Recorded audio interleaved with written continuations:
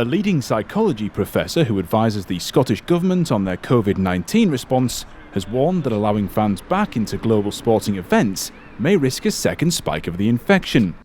To put strict dates on it misses the point. We can do it when the infection is under sufficient control and when our means of dealing with the infection, the track and trace systems or the test and trace systems, are efficient enough and working well enough to deal with it. And when those criteria are met, yes, we can go back to sport. And as I say, to me, it's far better to go back to sport as as we love it, right, where we can scream and shout and hug people when we score goals, then for the sake of a relatively short period of time to rush at it too early and to play in these sort of quite eerie half realities of half empty stadia where you can't hug people and you've got to be careful about shouting. As I say, I think it's worth waiting just a little bit longer, because I think actually what that will mean is we can get back to the normal that we love and we cherish all the faster. And the danger is that if we reopen too early, we waste all the sacrifices that were made, right, including hugely in sports, but also the personal sacrifices that every sports fan made. We will waste that if we reopen things too early, right? We've got to remember we are still in the midst of a deadly pandemic, right?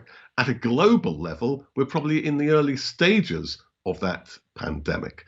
The infection is still out there. The infection is still at levels it was just probably 2 or 3 weeks ago before lockdown. And so it stands to reason that if we go back to how things were before, right, it could spike again. And as I say, we would have wasted all those efforts. We'll be able to have global events when we have dealt with the infection globally, which is another very good argument, not for just looking after ourselves, but for thinking about those elsewhere in the world who are affected and much more exposed to this infection, and where if they get ill, they don't have the health services to look after it. If we're interested in global sport, we've got to be interested in the global eradication of this virus. As long as it's not overcrowded, as long as you're not in a position where you are actually touching, then outdoor sports is, relatively speaking, not a major problem. The great problem is everything that surrounds it. It's getting to your seats, it's getting to the stadium, it's congregating outside, it's going to the bars, it's being in the public transport. That's where the issues are. To the extent that people are socially distanced, and if they're not socially distanced, they're wearing masks, and they're outdoors, things are pretty safe. However, there are a couple of problems. The first is that transmission is more likely if people shout and scream and chant, and obviously that's part of many games, and that can be a factor.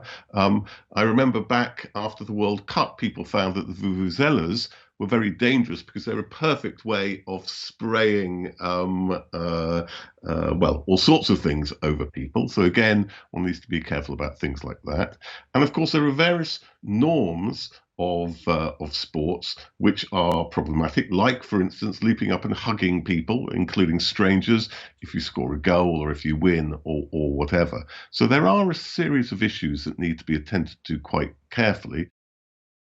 We need to work quite hard on reconfiguring our social norms, our normal ways of doing things, in order to make sure that people behave in safe ways when they go to games. And I think in doing that, we need to recruit the clubs themselves. We need very clear statements from the clubs and very clear statements from the players as well. There are plans to host limited numbers of spectators at major events such as the French Open and English Premier League from September. Meanwhile, some fans have already been readmitted to Japanese baseball games, as well as top-flight football matches in that country and also in Denmark.